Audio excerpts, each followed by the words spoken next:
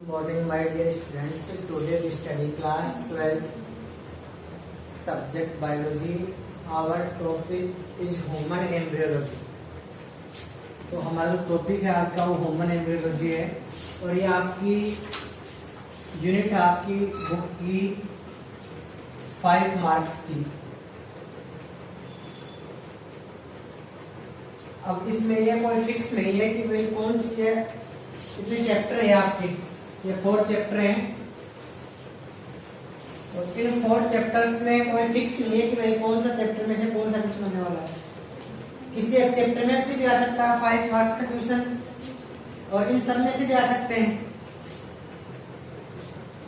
तो हम जो चैप्टर कर लिए हैं कंप्लीट हुए हैं, गैमेटोजेनेसिस हमने कंप्लीट कर लिया, फर्टिलाइजेशन हमने कंप्लीट कर लिया है, एम्ब्रियो डेवलपमेंट हमने कंप्लीट कर लिया। तो 3 चैप्टर्स तो हमारे कंप्लीट हो चुके हैं। आज का जो चैप्टर है वो है मेंस्ट्रुअल साइकिल। तो देखिए यहाँ पर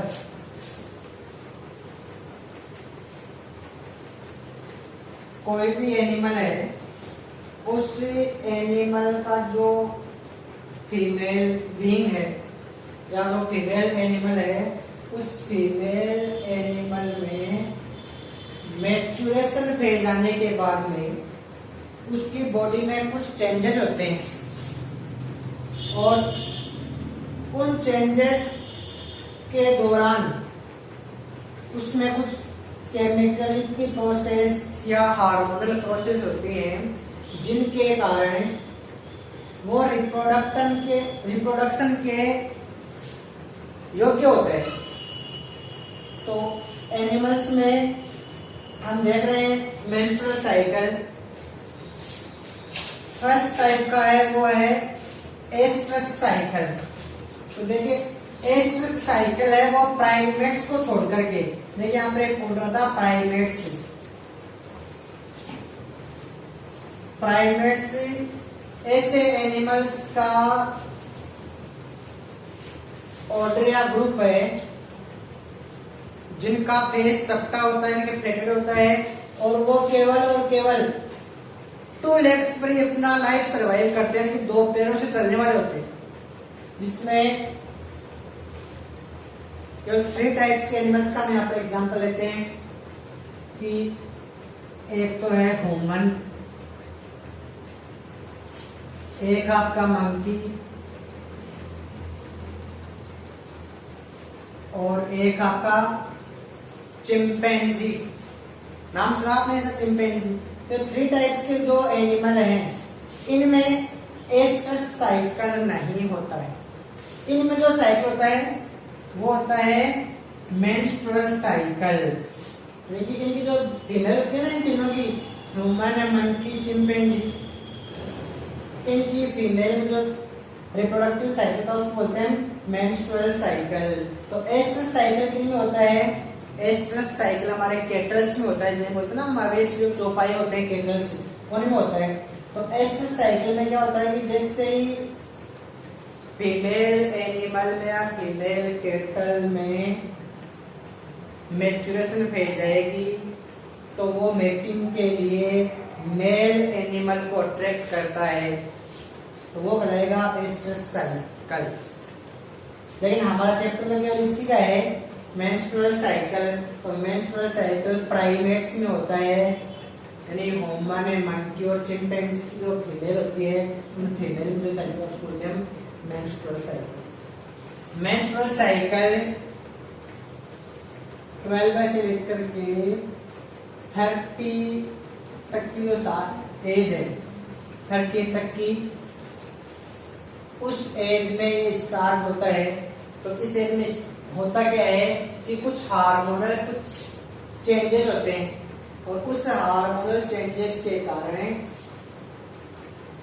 बॉडी है उसमें भी चेंजेस मिलते हैं, जैसे स्किन का सॉफ्ट होना, जो वॉइस है उसका स्वीट होना, मेमोरी ग्लैंड है उनका डेवलप होना, ये कुछ चेंजेस होते हैं उनमें।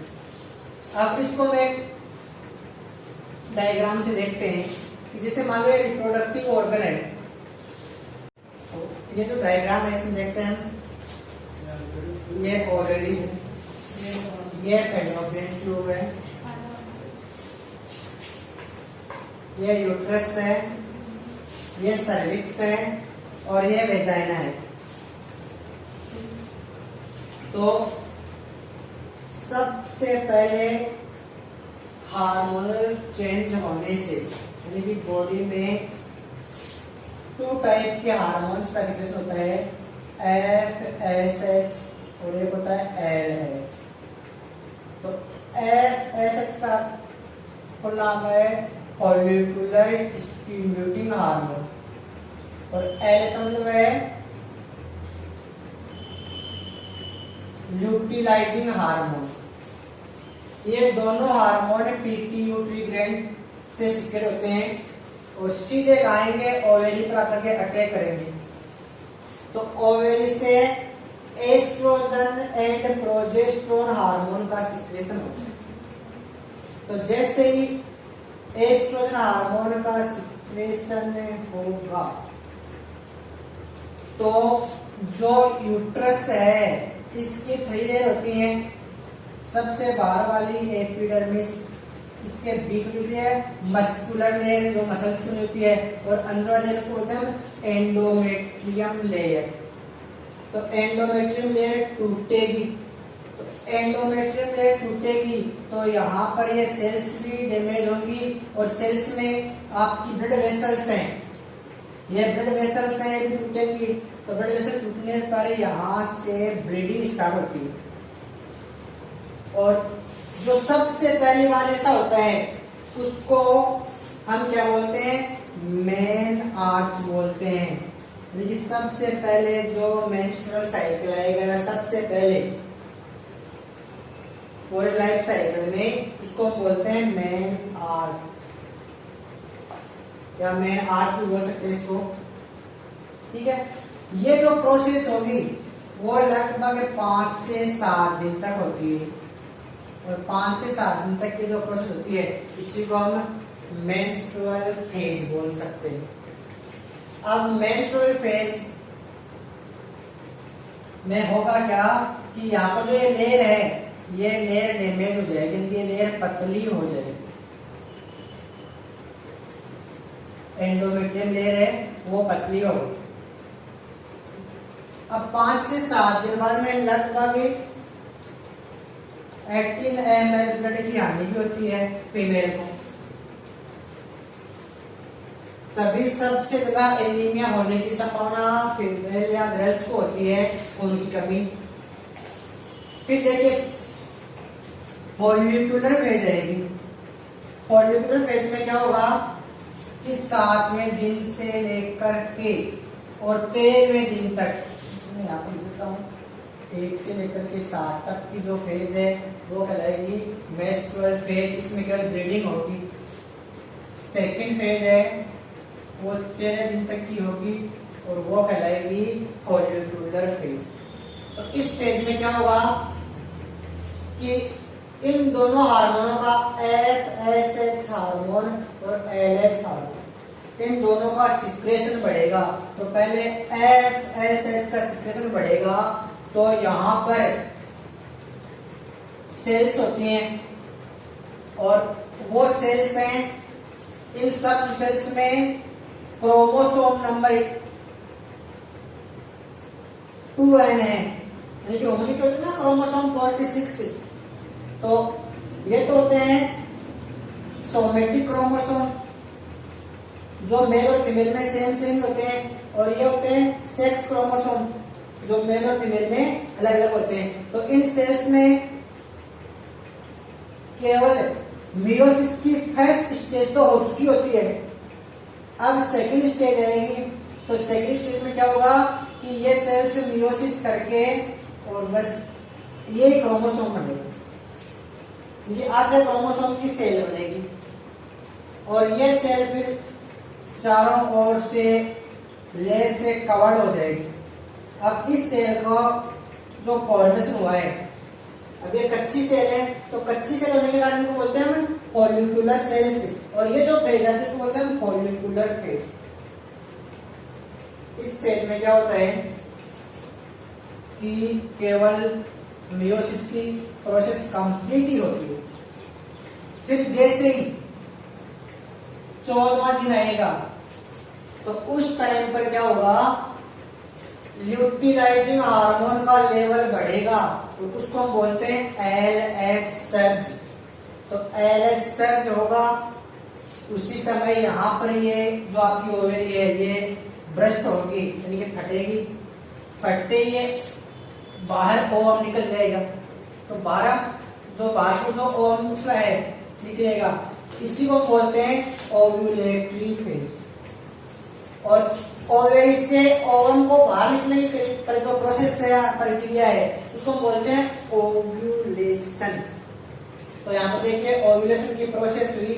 अब ओव्यूलेशन की प्रोसेस होते ही ऊपर ये क्या है, फैलोपियन ट्यूब है, और इसके की पार्ट है इसका की, और फिंगर्स पर अंगुलियां सी होती है। तो जैसे मान लो 14वें दिन ये ओवरी है और ये फिंगर है इसकी, फिंगर लाइक पेज बोलते हैं उनको। वो क्या करेंगे, जैसे उछलेगा या फटेगी, ओवरी उछलेगा, इसको पकड़ लेगा। पकड़ते क्या होगा, ये ओवम सीधा फैलोपियन ट्यूब में आ जाएगा। तो ओवम फैलोपियन ट्यूब में आ गया, और ये है यहाँ पर होती है ब्लड क्लॉटिंग, ब्लड जम जाएगा, और यहाँ पर एक स्पेशल ग्लैंड बनेगी जिसको हम बोलते हैं कार्पस ल्यूटियम। अब कार्पस ल्यूटियम क्या करेगी, प्रोजेस्टेरोन हार्मोन का सिक्रेशन करेगी।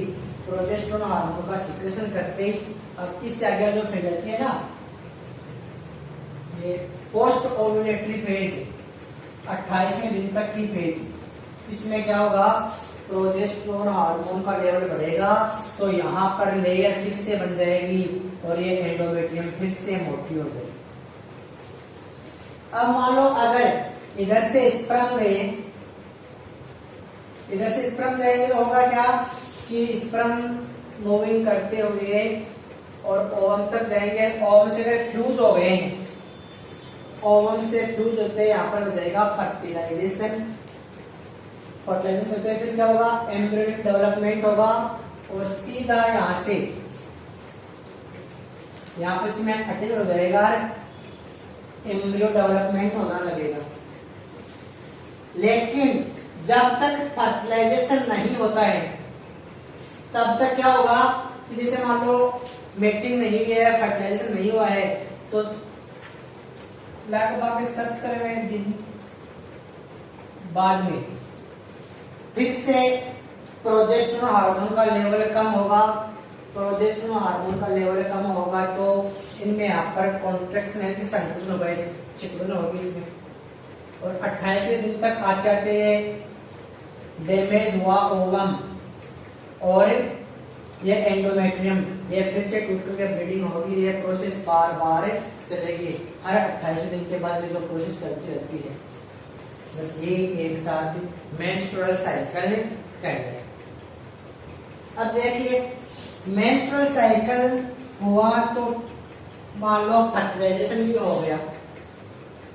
फर्टिलाइजेशन होने पर क्या होता है कि यहाँ पर एम्ब्रियोनिक डेवलपमेंट होगा, लेकिन कई बार क्या होता है कि कभी कभार कार्पस ल्यूटियम से प्रोजेस्टेरोन हार्मोन का लेवल कम हो जाता है किसी कारण से। तो उस कंडीशन में क्या होता है कि समय से पहले ही ये जो एम्ब्रियो है ये इसका बॉडी से क्या हो जाता है, निष्कासन हो जाता है। और जब तक प्रोजेस्टेरोन हार्मोन का लेवल बढ़ेगा तब तक, जब तक डिलीवरी नहीं होती है तब तक ये प्रोसेसिंग की एम्ब्रियो डेवलपमेंट होता ही रहता है। तो ये तो था मेंस्ट्रुअल साइकिल। अब दो पॉइंट और यहाँ पर, एक है पार्टुरिशन या पार्टुरिशन। तो इस पार्टुरिशन या पार्टुरिशन में क्या होगा कि फर्टिलाइजेशन हुआ, यहाँ पर एम्ब्रियो डेवलपमेंट की लगभग 9 मंथ का जो पीरियड है, 9 महीने का जो पीरियड है, या 270 दिन या 280 दिन का जो टाइम है, उस टाइम को हम क्या बोलते हैं, पार्टुरिशन बोलते हैं। अब पार्टुरिशन हुआ तो पर्फ्यूशन होने के बाद में डिलीवरी भी होगी। पर्फ्यूशन को हम प्रेगनेंसी टाइम भी बोल सकते हैं। डिलीवरी होने के बाद में चाइल्ड को न्यूट्रिशन की आवश्यकता होती है।